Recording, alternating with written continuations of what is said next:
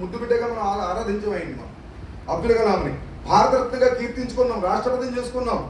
అటువంటి మహానుభావుడు ఆయన ఎన్ని రకాలుగా అంటే సైంటిస్ట్గా అంతరిక్షం కోసమే కాదు, ఆ రోజుల్లో పేదవాళ్ళు స్టంట్ గుండెకి జబ్బొస్తే స్టంట్ వేసుకోలేకపోయేవారు. ₹1,00,000 పైన ఉండేది స్టంట్.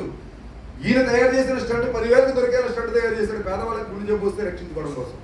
వికలాంగులు కృత్రిమైన అవయవాలు పెట్టుకోవాలంటే 3 కేజీలు బరువు ఉండేవి. దాన్ని ఈయన సైంటిఫికల్గా దాని మీద రీసెర్చ్ చేసి 150 గ్రాములు బరువు ఉండే అవయవాలు తయారు చేశాడు. తను చెప్పులు తెగిపోయినప్పుడు చెప్పులు కుట్టించుకునేటటువంటి ఆ చర్మకారుడు ఎవరైతే ఉన్నాడో అతన్ని రాష్ట్రపతి భవనానికి విశిష్ట అతిథిగా పిలిచి అతనికి తనతో పాటు కూర్చుని భోజనం పెట్టించాడు. తనకి ఎవరైతే చదువు చెప్పారో గురువు, ఆ గురువుని ఎదురుగుండా పెట్టుకుని రాష్ట్రపతిగా ప్రమాణ స్వీకారం చేశాడు.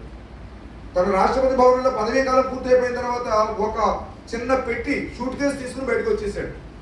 కారులో సామాను పెట్టవలసిన సామాను కూడా లేదు. వాళ్ళు ఆ రోజు రాష్ట్రపతికి ఇచ్చిన బట్టలు కూడా అక్కడ వదిలేశారు. రెండోసారి రాష్ట్రపతి అవడానికి అవకాశం వచ్చింది. నాకు దీనికన్నా పిల్లలకు చదువు చెప్పడమే ముఖ్యమని చెప్పన్నాడు. సిమ్లాలో పిల్లలకు చదువు చెబుతూ అక్కడే గుండెపోటు వచ్చి వేదిక మీదే ప్రాణం చేశారు. అటువంటి మహానుభావుడు అబ్దుల్ కలాం పుట్టినటువంటి ప్రదేశం ఇది. ఇక్కడి నుంచి పక్కకు వస్తే కోటి రత్నాల వీణన వీర తెలంగాణ అన్నారు. మన నుంచి విడిపోయినా మన సోదరులే కదా. తెలుగు మాట్లాడే ఏకైక రాష్ట్రాలు ఈ రెండు. కాబట్టి ఇక్కడ ఉన్న ప్రత్యేకతలు ఏమిటి అని చెప్పంటే, రామదాసు లాంటి గొప్ప గీతాచార్యుడు పుట్టినటువంటి ప్రదేశం, వాగ్గేయకారుడు.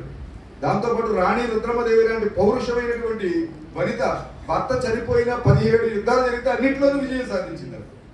అటువంటి కాకతీయ రుద్రమ్మ చెరువులకి మూలం ఆవిడ. కాకతీయ మిషన్ పేరుతో తెలంగాణ ప్రభుత్వం కూడా అదే తీసుకుంది ప్రాజెక్టు.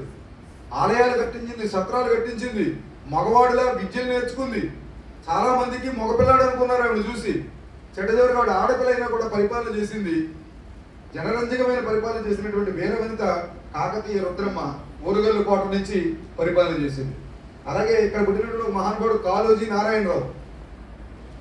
ఓట్లకు పుట్టిన బిడ్డలే రాజకీయ నాయకులు చెబుతాడే. వాళ్ళకి మీరు భయపడకండి, జాతి కోసం ఆలోచించండి అని చెబుతాడు. కాబట్టి బలంగా ఉండడమే బతుకు, బలహీనంగా ఉండడమే చావు అని చెబుతాడు. కాబట్టి పౌరుషంగా ఉండండి, దేశాన్ని రక్షించుకోవడం కోసం, జాతిని రక్షించుకోవడం కోసం ప్రయత్నం చేయండి అని తెలంగాణ భాష, ఘోష, యాస కోసం ప్రయత్నం చేసినటువంటి మహానుభావుడు. ఆయన పుట్టినరోజు సెప్టెంబర్ 9ని తెలంగాణ భాషా దినోత్సవంగా ప్రభుత్వం ప్రకటించింది. మరొక ఆయన కొమరం భీం. ఈ కొమరం భీం గురించి చెప్పుకోవడం గొప్ప గిరిజన యోధుడు. ఒకేసారి బ్రిటిష్ వాళ్ళతో యుద్ధం చేశాడు, నైజాం నవాబులతో యుద్ధం చేశాడు. కాబట్టి ఇద్దరితోటి యుద్ధం చేసి యుద్ధంలో వీరమరణం పొందినటువంటి మహానుభావుడు నా యొక్క గురువు అల్లూరి సీతారామరాజు అని చెప్పినటువంటి వ్యక్తి. అటువంటి కొమరం భీము.